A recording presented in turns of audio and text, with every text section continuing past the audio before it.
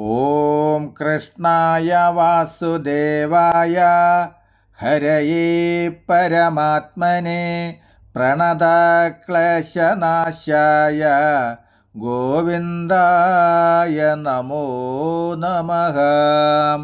നമസ്തേ. ശ്രീമദ് ഭഗവത്ഗീതയിലെ 2-ാം അധ്യായമായ സംഖ്യായോഗത്തിലെ 24-ാമത്തെ ശ്ലോകം വരികൾ സഹിതം തുടരുന്നു. അച്ഛേദ്യോ അയമദാഹ്യോ അയം മക്ലേദ്യോ അശോഷ്യയേവ ച നിത്യാ സർവഗത സ്ഥാണുരജലോ അയം സനാതനഃ.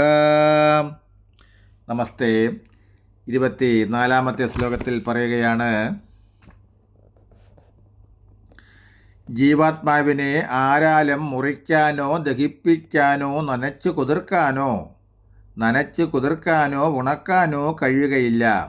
ശാശ്വതനും എല്ലായിടവും ജനിക്കാൻ കഴിയുന്നവനും പരിണാമങ്ങൾക്ക് അതീതനും ചാഞ്ചല്യമില്ലാത്തവനും നിത്യനുമാണ് ഈ ആത്മാവ്. ആത്മാവ് നിത്യനാണ്. അതാത് കാലമോ ദേശമോ കൊണ്ട് അവസാനിക്കുന്നില്ല. സ്ഥായിയായ ആത്മാവ് ഏതെങ്കിലും ഒരു നിമിത്തത്താലും അവസാനിക്കുന്നവനല്ല.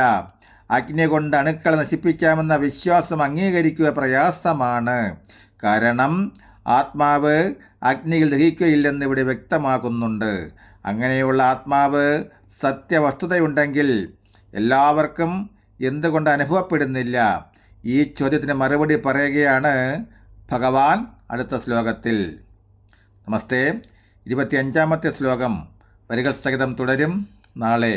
അതുപോലെ ഇത് കേൾക്കുന്ന ഏവരും വരികൾ കണ്ട് കൂടെ ചൊല്ലാൻ സാധിക്കുന്നുവെങ്കിൽ, അതുപോലെ തന്നെ ഭാവാർത്ഥങ്ങൾ മനസ്സിലാകുന്നുവെങ്കിൽ തീർച്ചയായും ഒരു ലൈക്ക് തന്ന് നിങ്ങളുടെ സാന്നിധ്യം അറിയിക്കണമെന്ന് ഭക്ത്യാദരങ്ങളോടെ അറിയിക്കുകയാണ്. ഹരേ രാമ